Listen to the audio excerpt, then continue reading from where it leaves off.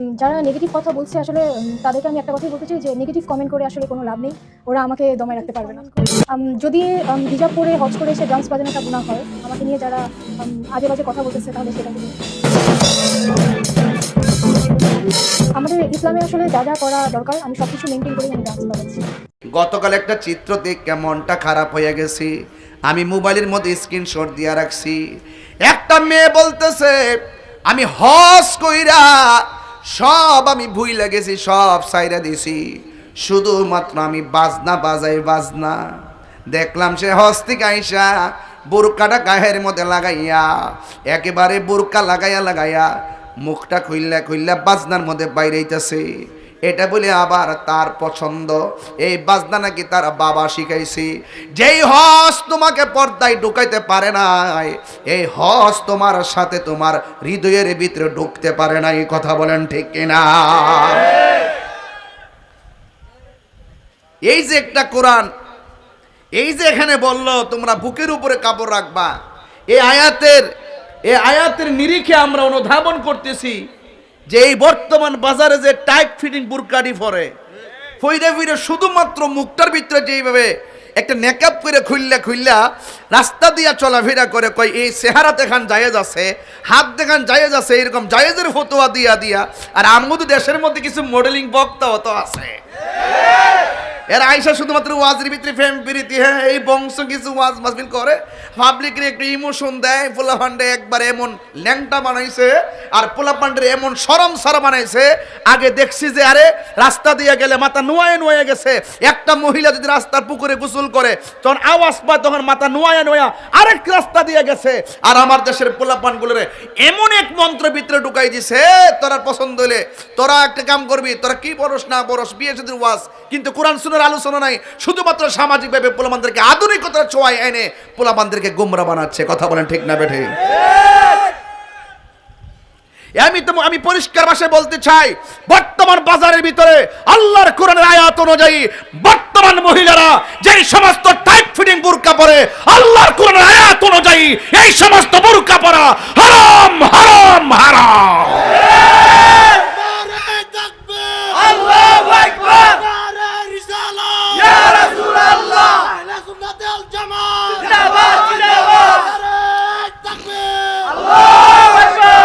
আমার কথাকে বুঝতে পেরেছেন? এই সমস্ত বোরকা পরা কি? আল্লাহ বলছে শরীরটা কেমন ভাবে ঢেকে রাখো। তোমাকে আল্লাহ পাক রব্বুল আলামিন যে সৌন্দর্য দিয়েছেন, এই সৌন্দর্য যেন কেউ আকৃষ্ট না হয়। আঙ্গ দেশে এই রকম মেয়েদের চলাফেরার কিছু স্টাইলের কারণে যুব সমাজ আরো আকর্ষিত হয়। কথা বলেন ঠিক না বেটে? এই জন্য অনুরোধ করে বলবো, যুবকদেরকে বলবো, আল্লাহ কিন্তু আপনাকে বলছে চোখটাকে অবনত রাখার জন্য, নারীদেরকে বলার আগে আপনাকে বলছে। এমন অনেক তথ্য পাওয়া যায়। গত পরশুদিন দেখলাম একটা গল্লির ভিতরে সিসি ক্যামেরা ফুটেছে, দেখলাম একটা ছেলে রান্দাও নিয়ে এইভাবে দাঁড়ায় রয়েছে, তিনটা ছেলে মেয়েটাকে তিন দিকে ঘেরাও করে মেয়েটাকে অ্যাটাক করছে, তিনজন মিল্লা এই মেয়েটাকে উত্ত্যক্ত করছে। আচ্ছা বলুন তো দেখি, আপনি যে এই মেয়েটাকে উত্ত্যক্ত করলেন, আপনার বোনকে যদি আরেকজন উত্ত্যক্ত করে আপনার কাছে কেমন লাগবে? আরে খারাপ লাগবে কি না? এজন্য অন্যের বোনটাকে নিজের বোনের চোখে দৃষ্টিতে দেখো, যেন অন্তত পক্ষে সেই বোনটা, আপনার বোনের নিরাপত্তা যেমন আপনি কামনা করেন, আমিও চাই আরেকজনের বোন নিরাপদে থাকো। কথা বলেন ঠিক না বেঠে?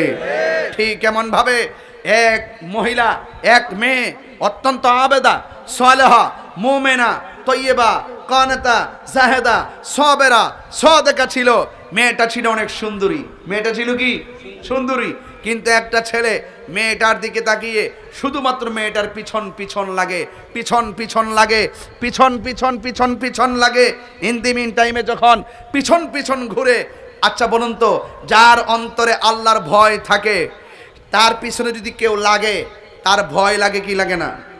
যারা সবচেয়ে বড় ভয় কি? ইজ্জত যেন বিনষ্ট না হয়, ইজ্জত যেন বিনষ্ট। একটা কথা বলে না, নদীর পানি ঘোলা ভালো, জাতের মায়া কথা কয় না। এখন তো দেখি শুধু টিকটকে ফিল্টার দিকে শুধুমাত্র পছন্দ করে। এগুলা আসল না, এগুলা 5 দিনে টিকতো না, এগুলা হারাম থেকে সম্পর্ক হয়। আর হারামের মধ্যে কখনো আরাম হতে পারে না। কথা বলেন ঠিক কিনা বেঠে? হারামের মধ্যে কি আরাম হতে পারে না। এই জন্য নারীদের সবচাইতে নিরাপদ জায়গা কোনটা? একমাত্র ঘর। একমাত্র কোথায়? ঘর। ঠিক আছে তো? ঘর হলো সবচাইতে বড় নিরাপদ। জাহিলিয়াতের মতো আমরা নারী সমাজ চলতে পারে না। এই জন্য একটা মেয়ে ঘর থেকে বের হলো, ওয়াকিয়াটা মনে রাখবেন, এখান থেকে আমি একটা হৃদয় বিদারক ঘটনা থেকে অবতারণা করবো ইনশাল্লাহ। একটা মেয়ে ঘর থেকে বের হলো, ওই মুহূর্তে একটা ছেলে মেয়ের সৌন্দর্য দেখে তার পিছন পিছন লেগে গেল। ওই মুহূর্তে মেয়েটা একজনকে ভয় করে জবান খুলে বলুন তিনি কে? আল্লাহকে যারা ভয় করে, আমার আল্লাহ রাব্বুল আলামিন কোরআনে বলে দিয়েছেন, ওয়ালামু আন্নাল্লাহা মাআল মুত্তাকিন। আল্লাহ রাব্বুল আলামিন বলেন, তোমরা সবাই জেনে রাখো, তোমাদের অন্তরে যদি আমি আল্লাহর ভয় থাকে, তোমাদের ডানে বিপদ, বামে বিপদ, সামনে বিপদ, পিছনে বিপদ আসতে পারে। তোমাদের অন্তরে যদি আমি আল্লাহর ভয় থাকে, আমি আল্লাহ রাব্বুল আলামিন তোমাদের সঙ্গে রয়েছি। শুধুমাত্র তাই না, আল্লাহ বলেন, যারা আমি আল্লাহকে ভয় করবে, আমি আল্লাহ তাদের প্রতি এমন খুশি হয়ে যায়। ওয়ালিমান খাফা মাকামা রাব্বিহি জান্নাতান।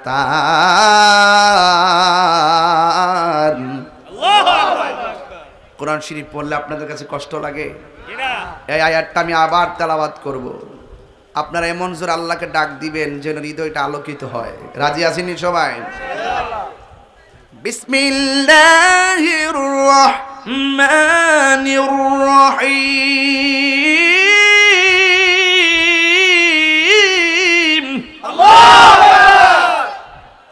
আপনারা তো অনেক কাছে ছিলেন, আপনারা তো বললেন না, দুঃখ পাইলাম। জোরে বলবেন, মালিককে ডাক দিবেন, আল্লাহকে ডাক দিবেন, আল্লাহ, আল্লাহ খালিক। জোরে বলবেন, অনেক শান্তি লাগবে। ওয়ালিমান খাফা মাকামা রাব্বিহি জান্নাতান।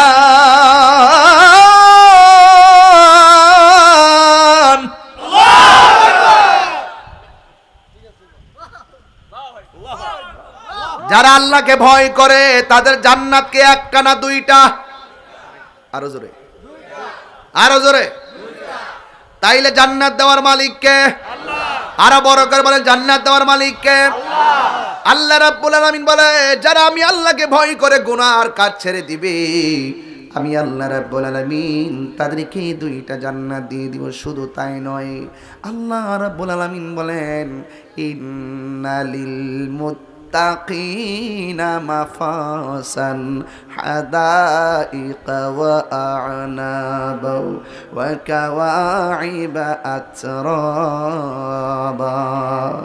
আল্লাহ রাব্বুল আলামিন বলেন, যারা আমি আল্লাহকে ভয় করবে, আমি আল্লাহ তাদেরকে অনেকগুলো আঙ্গুর ফলের বাগান উপহার দিয়ে দিব। বন্ধুরে, আল্লাহ রাব্বুল আলামিনকে ভয় করা লাগবে। যা কেউ দেখে না, দেখে একজন, জবান খুলে বলুন তিনি কে? নামাজটা পড়েন নাই এশারের নামাজ, নামাজটা পড়েন নাই ফজরের নামাজ, একদিন নয় 3 দিন পর্যন্ত নামাজ ছুটে গেল। আল্লাহ পাক ইচ্ছা করলে মাছের একটা কাঁটা গলায় লাগাইয়া রিজিকের দরজা বন্ধ করে দিতে পারতো? পারতনি? এরপর আল্লাহ আমরা খাওয়াইতাছে, আল্লাহ আমরা ঘুম পাড়াইতেছে, সারা রাত মোবাইল টিপছে, এশারের নামাজের পর থেকে মোবাইল টিপা শুরু করলো, ফজর পর্যন্ত মোবাইলটা টিপলো। ফজর আজান দেওয়ার পর ঘুমে না যাইয়া মসজিদে যাওয়ার কথা ছিল, আজান দেওয়ার পরে মোবাইলটারে চার্জ করে ঘুমাইয়া গেলেন। আল্লাহ ইচ্ছা করলে এই ঘুমের করে আপনাকে প্যারালাইসিস বানাই দিতে পারতো। কথা কোন ঠিক কিনা? আল্লাহ কেন করে না জানেনি? একটা কারণ, আমার আল্লাহ রাব্বুল আলামিন বলেন, ফি আইয়ি সূরাতিন মা শাআ রাক্কাবাক। আমি আল্লাহ রাব্বুল আলামিন আমার বান্দারে বড় মায়া কইরা নিজের হাত দিয়া বানাইছি। মায়া লাগে, মায়া। দুনিয়াতে আল্লাহ ছাড় দিয়েছেন, তাই বলে ভাববেন না হাসরের ময়দানে আপনাকে ছেড়ে দিবেন। একদিন আল্লাহর দরবারে বিচার দিতে হবে। এই মেয়েটার অন্তরে আল্লাহর ভয় ছিল, এই জন্য ছেলেটা যখন মেয়ের পিছনে পিছনে লেগে গেল, তখন মেয়েটা আল্লাহকে ভয় পেয়ে আমার আল্লাহকে ডাক দিয়ে কে, আল্লাহ আমার যা করো না করো, এই ছেলেটা কেন আমার পিছে লাগতেছে, আমার ইজ্জতটারে যেন ধ্বংস করতে না পারে। আল্লাহ তোমার কাছে আমি জানের ভিক্ষা আমি চাই না, আমি শুধুমাত্র ইজ্জতের ভিক্ষা চাই। মানের মান যারা চিনে তারা ইজ্জতের বড় ডরায়, কথা কোন ঠিক কিনা? আর যারা লাজ লজ্জাহীন এরা ইজ্জতের চিন্তা করে না। যারা মানি লোক, সম্মানী লোক, যারা ইজ্জতের চিন্তা করে, তারা হলো সমাজের সবচাইতে ভালো মানুষ। দেখবেন কিছু কিছু মানুষ আছে বিয়ে শাদী করাইতে গেলে বাড়ির দিকে তাকায় না, সুন্দরের দিকে তাকায় না, আগে দেখে তার ভিতরে পরহেজগারিতা আছে না নাই, তার বাথরুমটা ঠিক আছে কিনা, গোসলখানাটা ঠিক আছে কিনা। যে এই বাড়ির গোসলখানা ঠিক থাকে